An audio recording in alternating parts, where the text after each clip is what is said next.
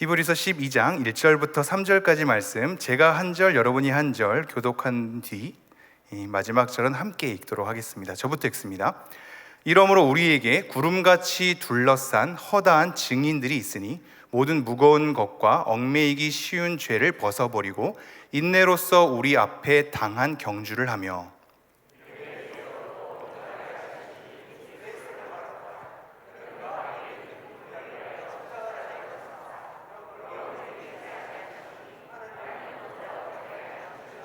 함께 읽습니다.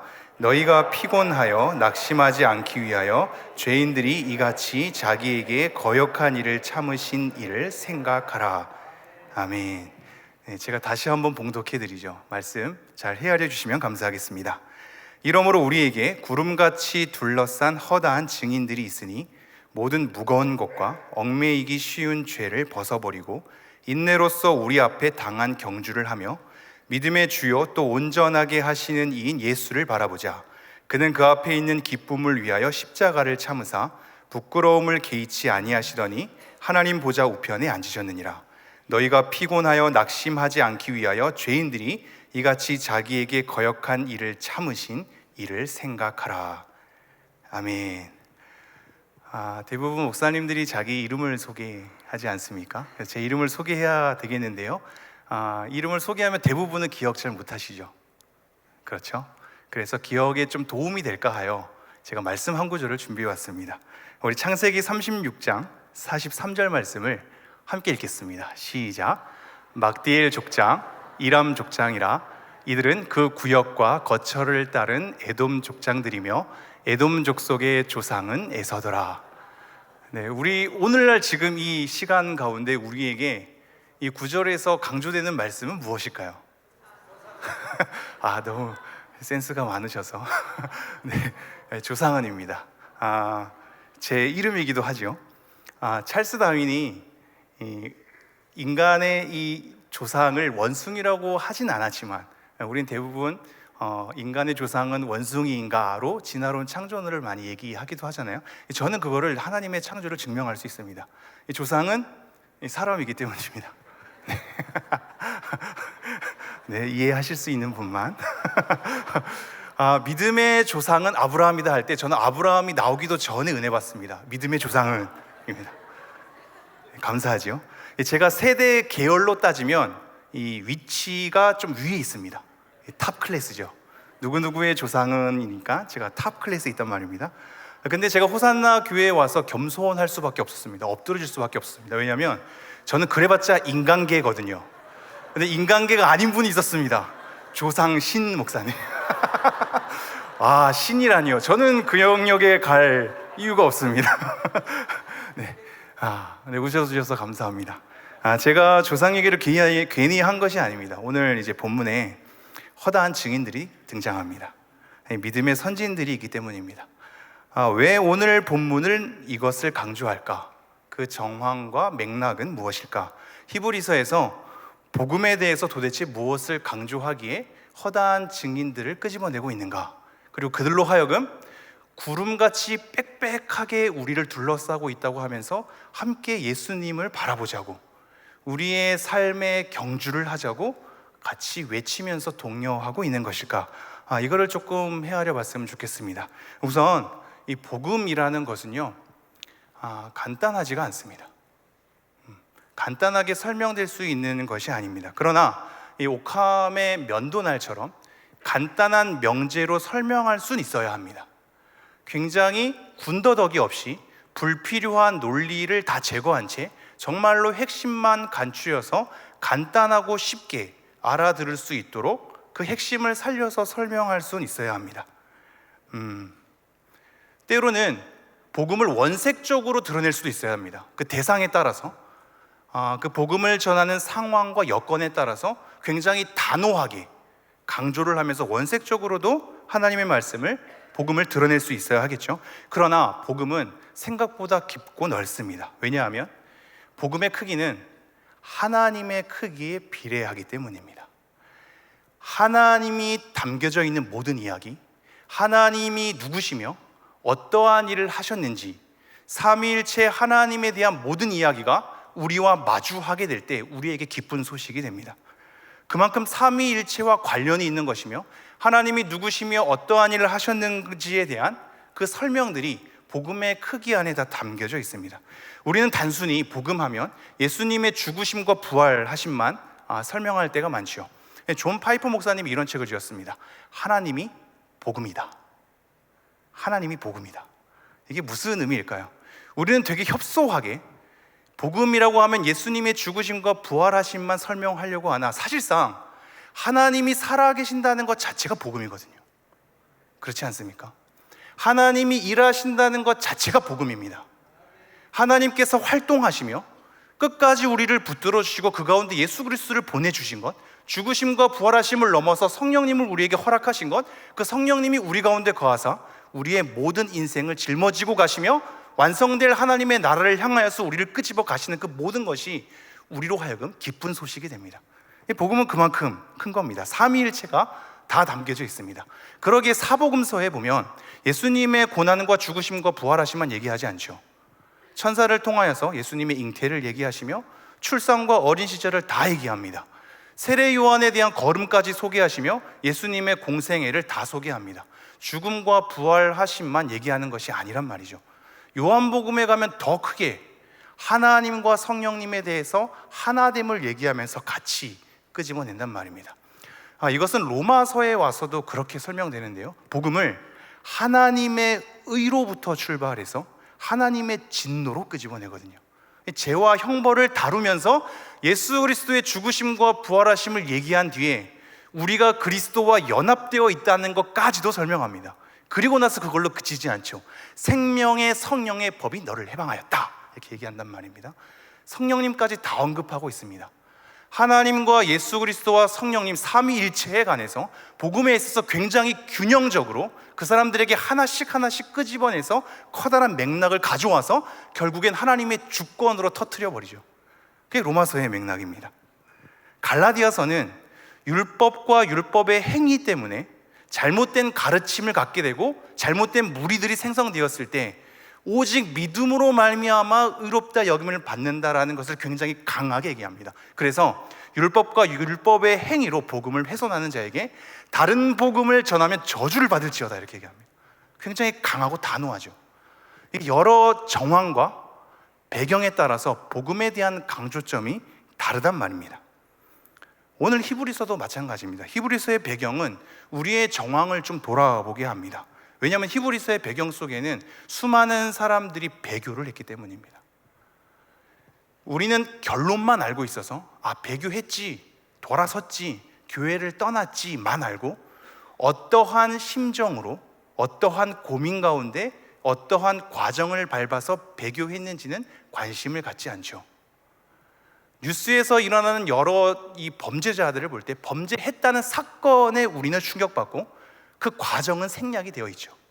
그 이후에 그 사람의 심정도 생략이 될 때가 많습니다.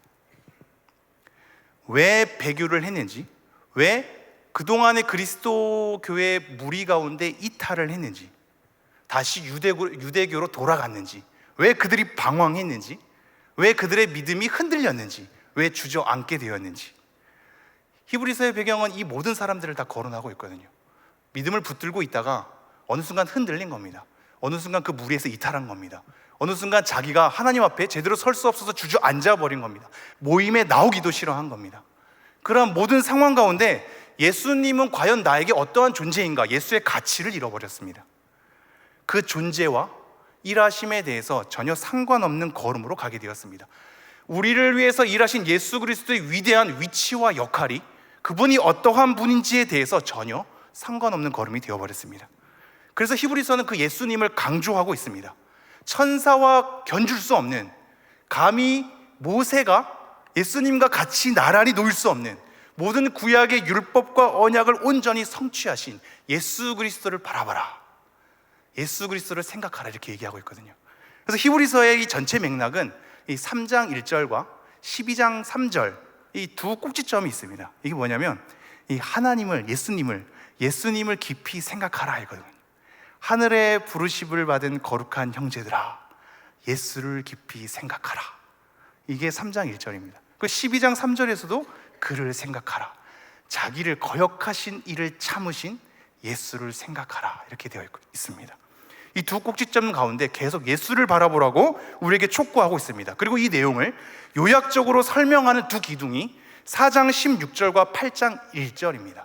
4장 16절에서는 대제사장이신 예수 그리스도, 하나님의 아들이신 예수 그리스도에 대해서 강조를 하고 있고요, 8장 1절로 가면 그가 하늘 우편에 앉았다라는 걸 강조하고 있습니다.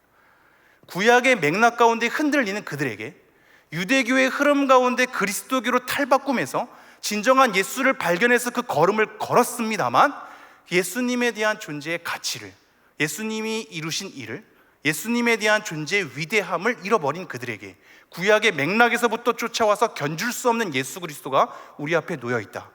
하늘 우편에 앉으신 대제사장이신 하나님의 아들로서 그 역할을 수행하신 예수가 우리에게 있다. 이게 8장 1절입니다. 그가 우리에게 있다.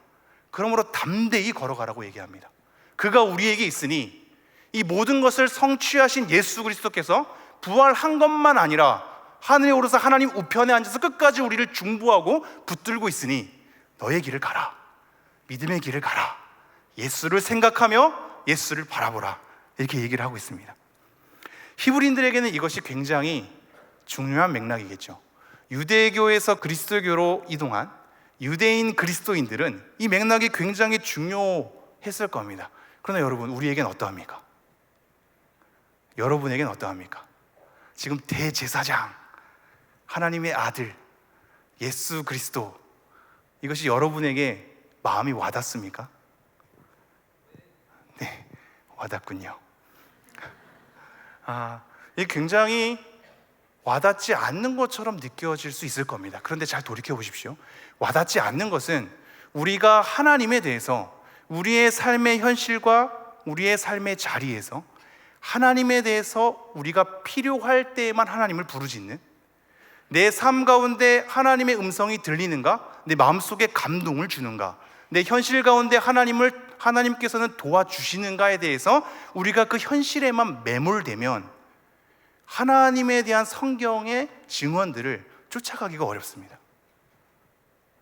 뜬구름 잡는 소리가 되면 나와 아무런 상관없는 소리가 되죠. 여러분 잘 생각해 주십시오. 예배라는 것은 우리의 현실을 끄집어 와서 하나님이 누구신가, 하나님이 어떠한 일을 하셨는가를 쫓아가는 작업입니다. 하나님을 받는 겁니다. 하나님 앞에 마주하는 겁니다. 하나님, 내 현실 속에서 무엇을 했나요? 무엇을 도와주셨습니까?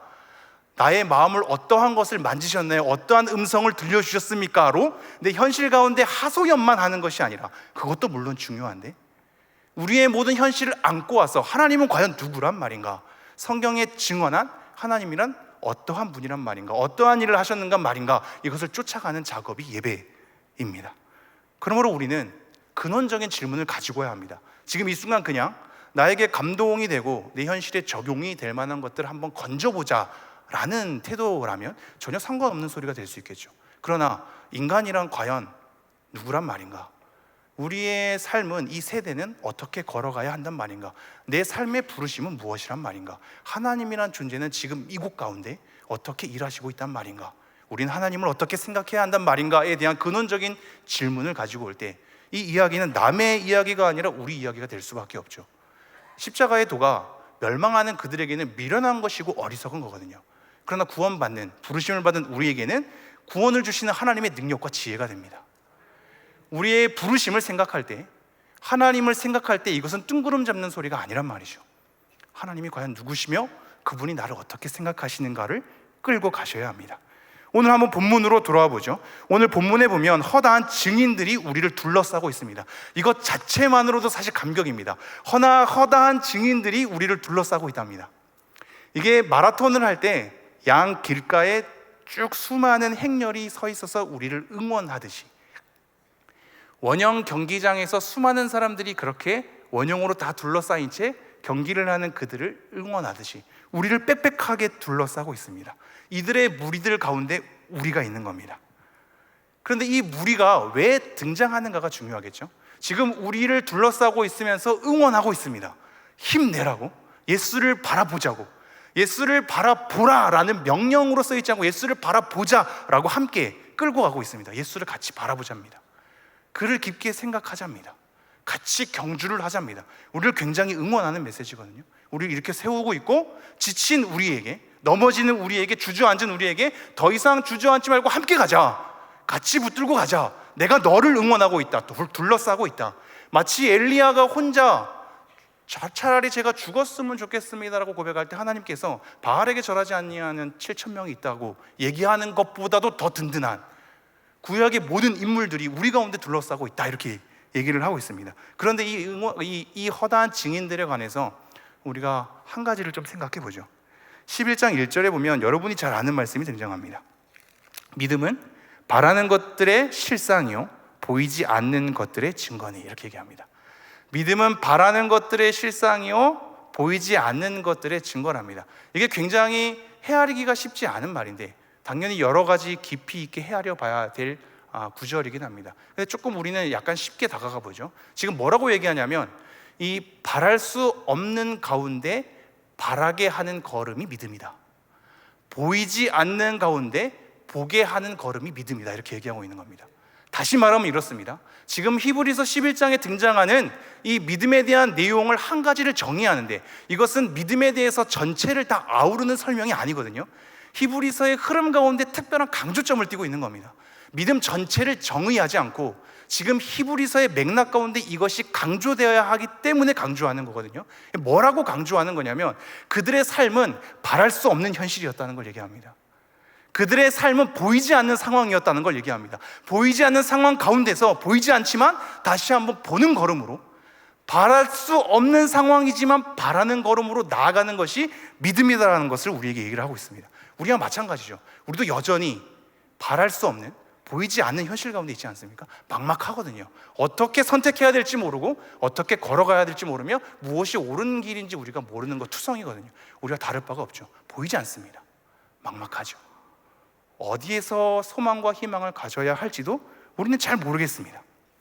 그러한 가운데 믿음에 대해서 얘기하면서 수많은 믿음의 인물들을 거론합니다. 아벨, 에녹, 노아, 아브라함, 사라, 이삭, 야곱, 요셉, 나중에 모세도 등장하죠. 라합도 등장합니다. 이 수많은 인물들을 거론하면서 한 가지 특이한 표현이 등장합니다. 그게 뭐냐면 믿음으로라는 단어입니다. 따라해 봅시다. 믿음으로. 네, 믿음으로라는 단어가 등장하거든요. 잘 생각해 보십시오. 지금 이 믿음이라는 단어, 믿음으로라는 단어가 매 구절마다 인물들 앞에 등장합니다. 이걸 보면 이 구약의 인물들이 100% 순백의 순종으로 즉각적으로 순종하는 것처럼 보이죠. 그렇지 않습니까? 믿음으로 아브라함이, 믿음으로 모세가, 믿음으로 사라가, 믿음으로 라합이, 믿음 투성이인, 정말로 100%의 이 순도를 가지고 즉각적으로 순종하는 것처럼 써 있어 보입니다. 그러나 우리는 잘 알고 있습니다. 구약의 모든 이 인물들은 다루는 내용을 보면 이들이 100% 즉각적으로 순종하지 않죠. 고뇌가 있었습니다. 주저함이 있었거든요. 멈춤이 있었습니다. 돌아가는 것이 있었거든요. 불순종이 있었습니다. 그들의 모든 삶이 중간중간의 과정 가운데서는 당연히 막막함과 한숨이 있었고 어찌해야 할지 모르는 두려움과 주저함이 분명히 있었거든요. 근데 성경에서 히브리서에서 그들의 인생을 정리하기를 뭐라고 정리하냐면 믿음으로 그렇게 했다라고 정리합니다. 그럼 이 믿음으로라는 단어는 생각보다 많은 것이 축약되어 있는 겁니다. 단지 그냥 그가 100% 즉각적으로 순종했다라는 것만 얘기하는 것이 아니라 그 믿음이라는 단어에는 하나님의 은혜의 붙드심과 이끄심이 있는 겁니다. 하나님께서 그에게 믿음을 허락하시고 수많은 과정 가운데 그들의 실수가 있고 연약함이 있고 넘어짐이 있고 주저함이 있고 그들이 하나님 앞에 기진맥진함이 있지만 하나님의 은혜의 붙드심과 인도하심으로 그들이 믿음의 약속의 걸음을 끝까지 수행할 수 있도록 잡아 이끄시는 하나님의 일하심이 있는 겁니다. 이 믿음으로라는 단어에 그 많은 내용이 축약되어 있습니다. 우리도 마찬가지입니다. 우리는 우리가 믿음을 선택한 것 같죠. 우리의 인생 가운데 살다가 불현듯이 들어오는 하나님의 개입하심 속에서 하나님께서 우리에게 믿음을 허락하셔서 내가 믿음을 선택하고 믿음을 짊어지고 가는 걸음처럼 보이죠. 여러분 그렇지 않습니다. 어느 순간 하나님이 주신 믿음이 그 믿음이 나를 이끌어 버렸습니다. 믿음이 나의 삶의 전체를 이끌어 버렸습니다. 즉 하나님의 은혜의 붙드심과 인도하심이 어느 순간 내 인생을 잡아 이끈 겁니다. 그 모든 과정 가운데서 나의 연약함 때문에 무너짐도 있었고, 주저함도 있었고, 두려움도 있었으며, 하나님의 말씀에 대한 불순종이 있죠. 그러나 하나님은 우리를 포기하지 않기에, 하나님은 우리를 방관해 두시지 않기에 끝까지 그를 붙들어서 연약함 가운데 좌충우돌 수많은 삶의 굴곡을 겪으면서 결국 하나님을 찬미하는 자리로 끌고 가시는 거죠. 그게 믿음으로라고 계속해서 얘기하고 있는 겁니다. 그럼 여기서 우리는 한 가지를 놓치지 말아야 됩니다. 믿음의 사람들도 연약함과 주저함이 있었구나, 어둠이 있었구나, 불순종이 있었구나, 죄에 대한 넘어짐이 있었구나, 하나님 앞에서 말씀으로 반응하지 못한 후퇴의 뒷걸음질이 있었구나를 계속 생각해야 됩니다. 이 부분이 왜 우리에게 중요하냐면, 우리는 어느 순간 낙심과 실패와 절망에 대한 내용은 우리 가운데 거론될 수 없는 나쁜 것이 되어버렸기 때문입니다. 그러나 한번 히브리서 말씀을 잘 보십시오. 히브리서 11장 32절 33절을 한번 보죠. 히브리서 11장 32절 33절 제가 읽겠습니다. 내가 무슨 말을 더 하리요? 기드온, 바락, 삼손, 입다, 다윗 및 사무엘과 선지자들의 일을 말하려면 내게 시간이 부족하리로다. 이 모든 사람들을 말하기에 시간이 부족하다고 얘기하면서 33절, 그들은 믿음으로 나라들을 이기기도 하며 의를 행하기도 하며 약속을 받기도 하며 사자들의 입을 막기도 하며. 엄청나죠? 믿음으로 나라를 이기는 것, 의를 행하며 약속을 받는 것, 사자들의 입을 막는답니다. 불의 세력을 막기도 하고요, 전쟁 가운데 이김이 되고 이방인들을 물리치기도 합니다. 그런데 35절부터 반전이 일어납니다. 뭐라고 일어나냐면 죽음에 대해서 얘기합니다. 심한 고문에 대해서 얘기하고요, 풀려나는 것을 원하지 않아서 구속됨을 얘기합니다. 조롱과 채찍을 얘기하고 결박과 옥에 갇히는 시련을 얘기합니다. 돌로 치는 것, 톱으로 켜는 것, 칼로 죽임을 당하는 것, 모든 궁핍과 환난과 학대를 받았다, 이렇게 얘기합니다. 정리하면 이렇습니다. 여러분, 믿음의 걸음에는 보이지 않고 바랄 수 없는 가운데 막막한 현실을 짊어지고 가는 그 믿음의 과정의 걸음은 승리와 이김과 놀라움에 대한 능력, 모든 것을 다 해치울 수 있는 엄청난 위력, 이런 것만 있지 않고 궁핍과 환난과 어두움이 존재한답니다. 믿음의 걸음에는 이 양가지 다 내용이 포함되어 있답니다. 믿음의 사람들이 그랬답니다. 허다한 증인들이 이것을 증거하고 있답니다. 때로는 좋은 길로 가기도 했지만 때로는 망하는 길로 가기도 한 겁니다. 실패와 좌절과 낭망이 있었던 겁니다. 그들에게 궁핍과 어려움이 있었던 겁니다. 이것을 부인하지 않죠. 히브리서 11장은 그것을 계속해서 얘기합니다. 낮과 밤이 있고 빛과 어둠이 있습니다. 명과 암이 존재하는 겁니다. 믿음의 걸음에는 이 모든 것이 다 존재합니다. 어느덧 한국교회는 근대 이후에 급속한 성장이 이 한국 사회와 경제의 성장과 더불어서 일어났습니다. 그러니 성공과 승리, 높은 자리에 있는 것, 그 모든 것이 각광받게 되었습니다. 환호를 받게 되죠. 그러다 보니까 낮은 자리에 처한 사람들, 실패의 자리에 거한 사람들, 절망의 한숨소리에 있는 사람들은 다 외면받게 되었습니다. 내몰리게 된 것이죠. 누구는 치유받는데 누구는 아픈 겁니다. 누구는 살림을 받는데 누구는 죽어가는 거죠. 누구는 행복한 가정인데 누구는 미쳐버릴 가정입니다. 누구는 하나님의 음성을 들었다고 하는데 누구는 하나님의 침묵 가운데 있죠. 누구는 하나님의 도우심의 만세를 외칩니다. 그러나 누구는 지긋지긋한 현실, 변하지 않는 현실 가운데 반복적으로 되풀이되고 있는 걸 보게 됩니다. 마치 하나님이 도우시지 않는 것처럼 말입니다. 근데 과연 그러할까요? 그 실패의 자리가, 어둠의 자리가, 낭만과 절망의 자리가, 우리의 한숨소리가, 막막함이, 주저함이, 하나님 앞에 도망감이 과연 하나님 안에서 다 담겨질 수 없는 내용일까요? 그것은 하나님이 도우시지 않는 손길이며 하나님이 외면하는 손길일까요? 성경을 보면 그렇지 않습니다. 지금 히브리서 11장에서도 마찬가지지만 아벨은 제사 잘 드렸다가 돌 맞아 죽었습니다. 스데반은 7명의 일꾼으로 세움받은 다음에 복음을 전하다가 마찬가지로 돌 맞아 죽었습니다. 야고보도 순교를 하지요. 호세아는 하나님의 메시지 때문에 음란한 여인과 결혼하는 순종을 거했습니다. 모세는 결국 가나안 땅에 들어가지 못합니다. 더군다나 430년 동안 출애굽의 시절을 겪게 되는데 이 출애굽의 시절 가운데 살다가 죽은 이스라엘 백성이 있거든요. 그들은 출애굽을 경험하지 못합니다. 애굽의 노예 생활 430년 가운데 살다가 죽은 사람들은 출애굽을 경험하지 못하는 겁니다. 다윗이 밧세바를 범하고 나서 잉태하는 그 아이는 죽고 맙니다. 예수님께서 이 땅에 오신 것을 알게 된 헤롯은 2살 밑의 아기들을 다 죽여버립니다. 예레미야는 남유다의 멸망을 확인하였습니다. 말라기는 포로 귀환한 뒤 수많은 개혁운동을 외쳐도 여전히 하나님을 경외하지 않는 무리들에게 이 강한 호소를 합니다. 신약과 구약의 중간기 400년의 기간 동안 선지자의 음성을 듣지 못하고 죽은 이스라엘 백성은 허다합니다. 이 모든 것이 하나님의 역사 가운데 있습니다. 외면하지 않습니다. 하나님은 그들을 끌고 갑니다. 하나님의 역사는 잘됨의 역사만 있는 것이 아니라 성공과 번영의 역사만 있는 것이 아니라 모든 사람들이 아우를 만한 높은 위치에서 모든 사람들에게 떵떵거릴 만한 위치에 있는 사람만 각광받는 것이 아니라 어두움의 자리에, 실패의 자리에, 낭망의 자리에, 한숨소리에, 막막함의 자리에 하나님은 찾아오십니다. 그들을 통해서 하나님의 역사를 만들어내고 하나님의 다스리심을 이루어내십니다. 이러한 것을 우리가 정리하지 못하면, 즉 복음을 오해하면 하나님을 오해하게 되어 있습니다. 복음의 오해는 하나님의 오해를 가져옵니다. 그리고 결국 하나님을 오해한 그들은 교회 가운데 있기가 어려워집니다. 설 자리가 없습니다. 목소리를 낼 수가 없는 거죠. 마음도 못 나눕니다. 실패와 낭만과 변하지 않는 지긋지긋한 현실 가운데 끄집어낼 게 없는 겁니다.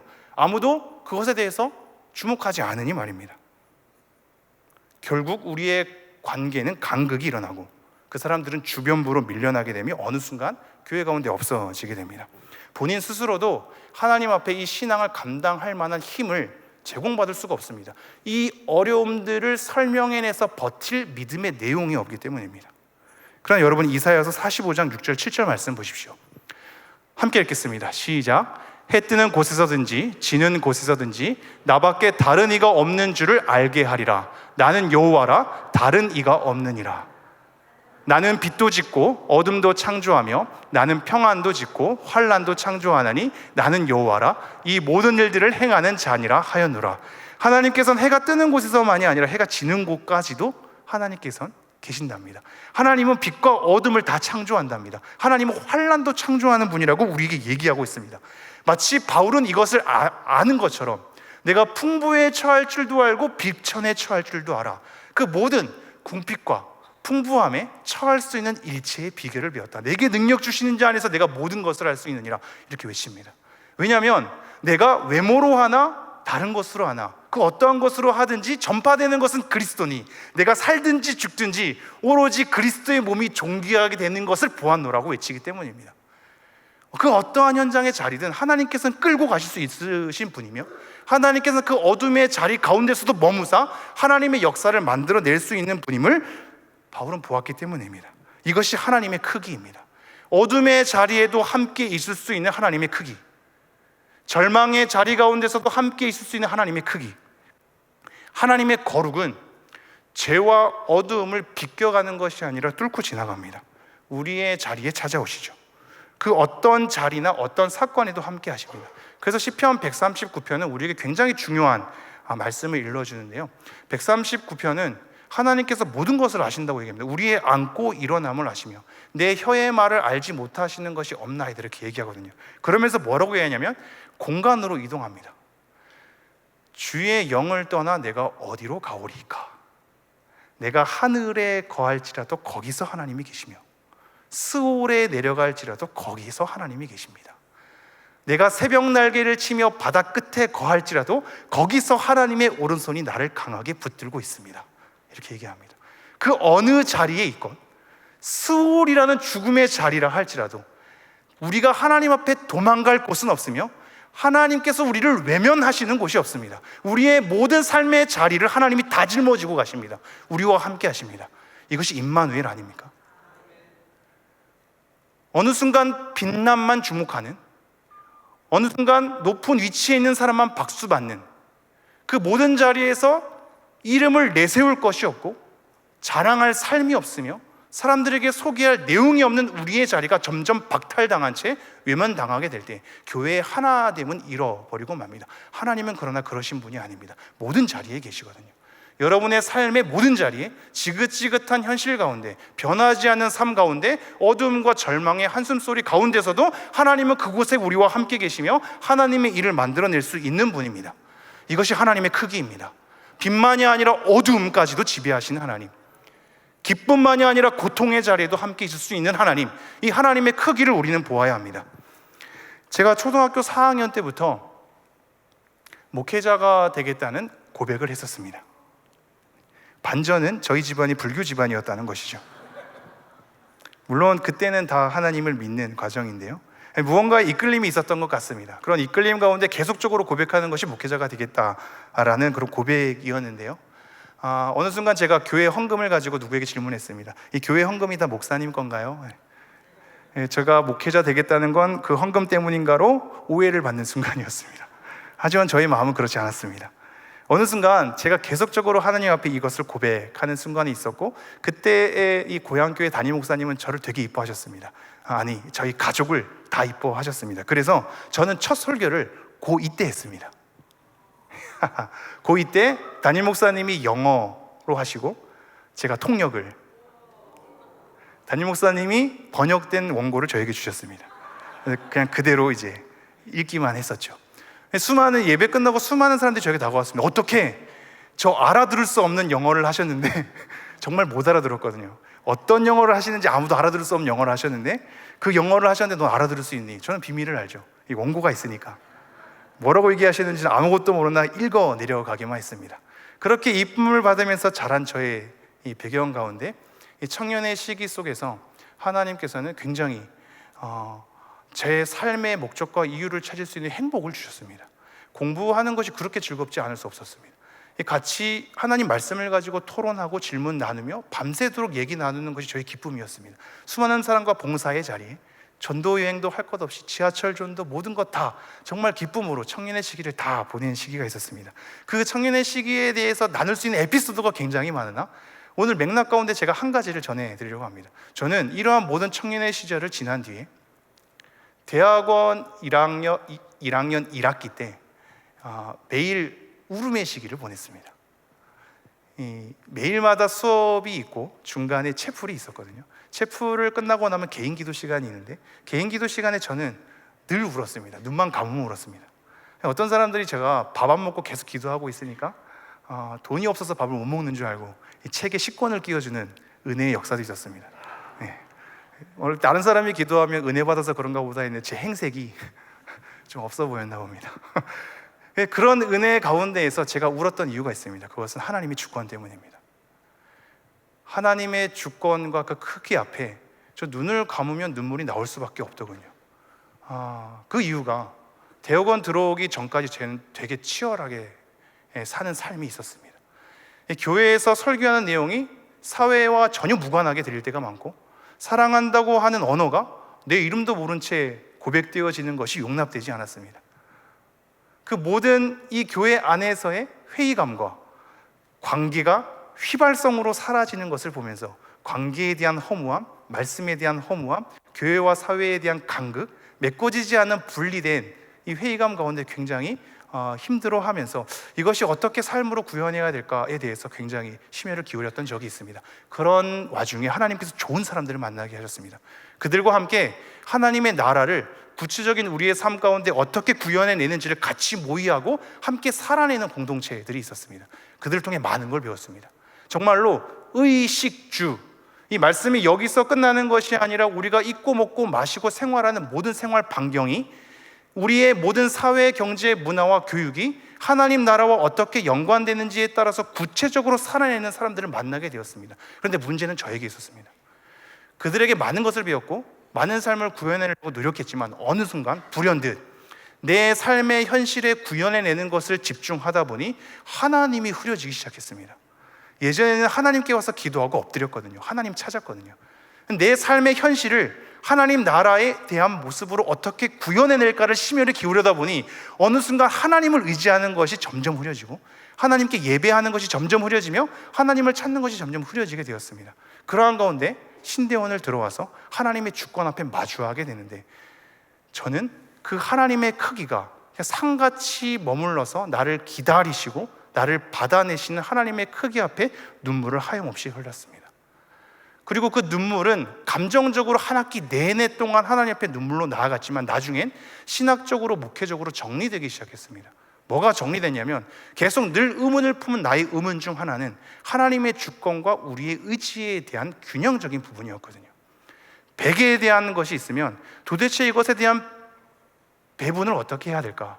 하나님의 주권은 어느 정도며 그 가운데 나의 의지에 대한 결정은 어느 정도인가가 고민되기 시작했습니다. 왜냐하면 교회에서는 하나님께 기도하십시오, 하나님께서 다 해주실 것입니다, 아멘 하면 여전히 우리의 삶은 움직이는 게 없고, 차라리 내 의지와 결단으로 삶을 움직이면 뭐라도 나오는 것을 확인했기 때문입니다.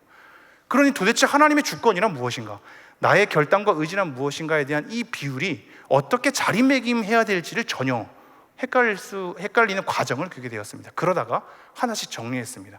하나님의 주권이라는 것은 100이면 나의 의지에 대한 100이 온전히 실현되는 동시에 그 모든 포괄적인 하나님의 100에 대한 크기가 나를 안고 있구나를 확인하게 되었습니다. 다시 말하면 이렇습니다. 하나님은 우리를 강압하거나 압제하거나 누르거나 기계적으로 끌고 가지 않고 우리가 선택하며 결정하며 고민하며 현실에 부딪히며 번복하며 주저앉게끔 허용하십니다. 그게 하나님의 크기입니다.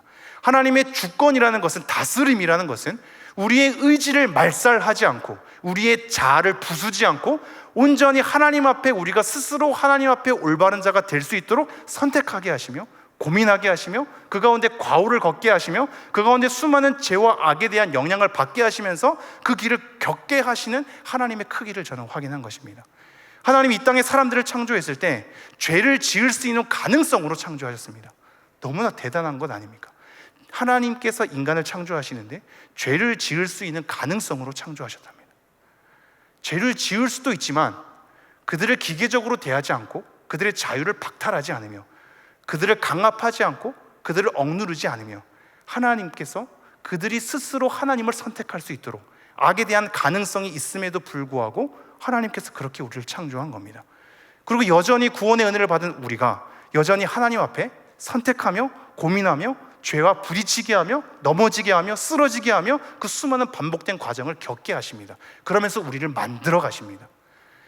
이 가운데 하나님의 기다림이 있습니다. 하나님의 참으심이 있습니다.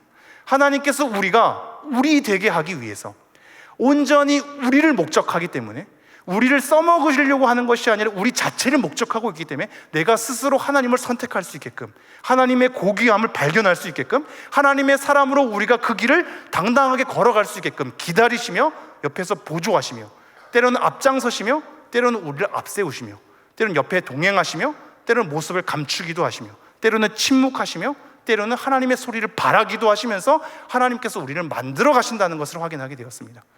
허다한 증인들이 그러합니다. 허다한 증인들은 수많은 인생을 살았습니다. 수많은 현실 가운데 다양한 삶의 방식을 지녔습니다. 그런데 그들 모두가 자유롭게 고민하고 선택하는 과정이 있을지라도 하나님은 그들을 끝까지 붙들어서 하나님의 사람으로 만들어내셨습니다. 믿음의 걸음을 걷게 하셨습니다. 우리는 불의한 일이 발생할 때 이렇게 얘기하죠. 하나님, 왜 이 악함을 막지 않으셨습니까? 왜 이러한 불의가 일어나게 하셨습니까? 항의하죠. 그러나 하나님의 다스림과 섭리는 원래 그랬습니다. 원래 그랬습니다. 우리는 필요할 때만 하나님께서 개입해 주셔서 막기를 원하는, 그 불의함 가운데 따지기를 원하는 습성이 있지만 사실상 하나님은 늘 특별히 나타나셔서 특별한 하나님의 섭리로 끌고 가실 때도 있지만 대부분은 우리가 선택하게 하시고 고민하게 하시고 결정하게 하셔서 부딪히게 하십니다. 늘 그랬던 하나님이 갑자기 악이 발생할 때, 우리에게 불의함이 발생할 때 막지 않으십니다. 그건 모든 걸 막는 것은 우리의 모든 자유, 우리의 모든 선택과 고민, 그 가운데 빚어가는 과정이 다 박탈당하기 때문입니다. 하나님 막지 않으시죠. 그 모든 것을 허용하십니다. 근데 그 속에서 하나님의 오래 참음으로 만들어내십니다. 그래서 고린도전서 13장의 사랑을 보면 오래 참음을 많이 거론하죠. 오래 참음입니다. 하나님께서 오래 참으시는 겁니다. 당장에 개입하지 않으시고 오래 참으사 우리가 온전히 하나님을 바라볼 수 있도록 옆에서 보조하시며 진리로 이끄시며 기다려주시며 인내하시면서 나아가는 겁니다. 그래서 오늘 본문에 보면 하나님의 인내가 보게 됩니다. 히브리서 12장 2절 3절에 보면 예수님의 참으심, 3절도 이같이 자기에게 거역한 일을 참으신 이를 생각하라 이렇게 얘기합니다. 하나님의 참음이 있습니다. 구속의 과정을 그냥 뛰어넘지 않습니다. 시간과 공간 속에서 그 구속의 고난을 견뎌내십니다. 겪어가십니다. 과정을 지나옵니다. 모든 조롱과 모욕의 자리를 지나오십니다. 고난과 힘겨움과 대항하는 일들을 견뎌내십니다. 하나님께서 손쉽게 단숨에 그것을 바꿔버리지 않습니다. 그 과정을 지나오십니다. 악을 무서워하거나 두려워하지 않고 당황하거나 뒷걸음치지 않고 한번 악함을 저질러 봐라, 너 한번 해봐 라는 것처럼 하나님의 크기 가운데 허용하시면서 악을 활개치게 하십니다. 하나님은 그것보다 크시기 때문입니다. 하나님은 우리의 죄보다 크시며 우리의 실패보다 크시기 때문입니다. 악의 활동보다 크시기 때문입니다. 모든 죄와 악은 하나님 아래에 있습니다. 그것이 욥기에서 증명하는 겁니다. 하나님의 주권은 그 과정 가운데서 우리를 만들어내는 겁니다. 그 과정 가운데 숱한 사람들의 여러 행보가 있을지라도 모든 것이 합력하여 선을 만들어낼 수 있는 분이십니다. 악을 선으로 바꾸실 수 있는 분이십니다. 결국 하나님은 하나님의 뜻을 이루어 가실 것입니다. 마치 성경에서 말씀이 응하게 하려 함이라 라고 약속한 것처럼 말입니다. 우리는 이 하나님의 크기 가운데 있습니다. 이 크기 가운데 하나님의 인내와 참으심을 거론하면서 우리에게 인내로서 지금 경주하라고 얘기하고 있습니다. 하나님의 오래 참으심과 인내로서 빚어지는 구속의 사건, 하나님의 주권과 섭리를 생각하면서 우리 보고 경주하라고 얘기하고 있습니다. 우리의 레이스를 달리랍니다. 근육이 팽팽하게 부어오르고 핏줄이 막 끓어오르고 그 가운데 숨막혀하고 헐떡여하고 주저앉아 싶어 버리기도 하고 멈추고 싶고 도망가고 싶고 기진맥진하지만 하나님께서는 다시 한번 투쟁하라고 얘기합니다. 그 모든 것을 하나님의 인내로서 같이 담당하고 있으니 너의 어려운 자리와 힘겨움의 자리와 어둠의 자리도 내가 함께하고 있으니 너가 모든 것이 활개친다 할지라도 결국 합력하여 선을 이루실 것은, 악에서 선으로 바꾸실 것은 하나님이시니 우리 보고 투쟁하랍니다. 무거운 것과 얽매이기 쉬운 죄를 벗어버리고 믿음의 사람으로 경주하랍니다. 그러면서 예수를 바라보라고 얘기하고 있습니다. 지금 이 예수를 바라보라고 얘기할 때 뭐라고 마무리를 하라고 있냐면요, 믿음의 주요 온전하게 하시는 이라고 얘기하고 있죠. 믿음의 주라고 할 때 이 주는 근원과 시작입니다. 우리의 믿음을 시작하게 하신 예수님께서 온전하게 하시는 완성의 상태로 우리를 붙잡아 가시겠답니다. 모든 거역한 일을 참으신 예수님께서 우리를 끌고 가서 완성으로 이끌고 만드시겠답니다. 우리 안에 착한 일을 시작하시니까 예수 그리스도의 끝날까지 이루실 줄을 바울이 확신했던 것처럼 알파와 오메가가 되시는, 믿음의 시작이요 마침이 되시는, 근원부터 우리를 끄집어내어서 완성으로 이끌고 가시는 예수 그리스도의 그 신실함이 우리로 하여금 피곤하여 낙심하지 않기 위해서 오늘도 우편에서 중보하며 우리를 붙드시고 계시기에 끝까지 그 길을 경주하라고 얘기를 하고 있습니다. 오늘 말씀 한번 정리해 봅시다. 하나님의 크기에 대한 이 세 가지를 우리는 오늘 다뤘습니다. 하나님은 우리의 어둠의 자리, 실패와 낙심과 절망과 힘겨움과 고통과 한숨의 자리에도 함께 하십니다. 하나님의 다스리심은 우리를 강압하거나 압제하거나 기계적으로 단숨에 해결하지 않고 우리로 하여금 하나님 안에서 선택하고 고민하고 부딪히고 경험하며 과정을 지나게 하십니다. 하나님은 그 과정 속에서 우리를 인내하시며 빚어가시는 분이십니다. 우리 주 예수님은 믿음의 시작과 원천이요 마침과 완성이 됩니다. 우리를 결국 완성으로 끌고 가실 겁니다. 여러분, 제가 말 빠르게 지금 내용의 분량이 좀 많았는데요, 갈무리를 하죠. 우리는 각자 매어진 현실 가운데 살아갑니다. 그런데 여러분, 우리는 그 자리에서, 그 우리 현실의 자리에서 하나님 편에 서서 하나님을 증언하는 사람으로 부름을 받았습니다. 나라는 이 삶의 인생이 우리가 겪는 시간과 공간 가운데, 그 모든 관계 가운데, 그 현실 가운데 묶여지게 하셨습니다. 나만이 살 수 있는 인생으로 흘러가게 하셨습니다. 내가 선택할 수 없는, 어느덧 흘러와 보니 이런 현실을 마주하고 있는 우리 가운데 하나님은 묶여 놓으신 겁니다. 여러분, 그 자리에서, 아무도 대신할 수 없는 그 현실의 자리에서, 막막하고 한숨이 섞이는 그 모든 지긋지긋한 현실인다 할지라도 그 현실의 자리에서 하나님을 찬미해 주십시오. 성령을 따라 행하도록 노력해 주십시오. 우리 주 예수 그리스도를 바라보며 함께 걸어갔으면 좋겠습니다. 우리의 믿음을 시작하신 이가 완성하실 것입니다. 여러분의 삶의 자리가 어둡다 할지라도 어둠을 빛으로 만들 수 있는 하나님께서 여러분을 끌고 붙잡아 가실 것입니다. 우리는 구속의 은혜의 토대 가운데 서 있습니다. 모든 허다한 증인들이 우리를 응원하고 있으며 그들이 예수 그리스도를 바라보며 걸었던 것처럼 이제 우리는 다시 오실 예수 그리스도를 바라보면서 우리의 인생을 걷게 되어 있습니다. 이 현실 가운데 우리의 삶이 놓여 있는 겁니다. 막막한 현실이라 할지라도 하나님이 주신 우리 삶의 인생입니다. 그 가운데 엮게 하셨으며 그 가운데 하나님 바라보게 하십니다. 여러분이 어떠한 상황 가운데 있어도, 어떠한 현실의 자리 가운데 있어도 그 자리에서 하나님을 찬미하도록 하나님은 지금도 우리를 붙드십니다.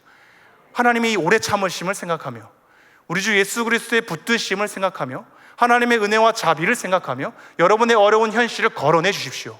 여러분의 삶의 자리를 소홀히 여기지 말고 정직하게 걸어내 주십시오. 그 자리에서 하나님 편에 서서 하나님께 온전히 송축하며 하나님을 높이시는 우리 모두가 되기를 간절히 소망합니다. 기도하겠습니다.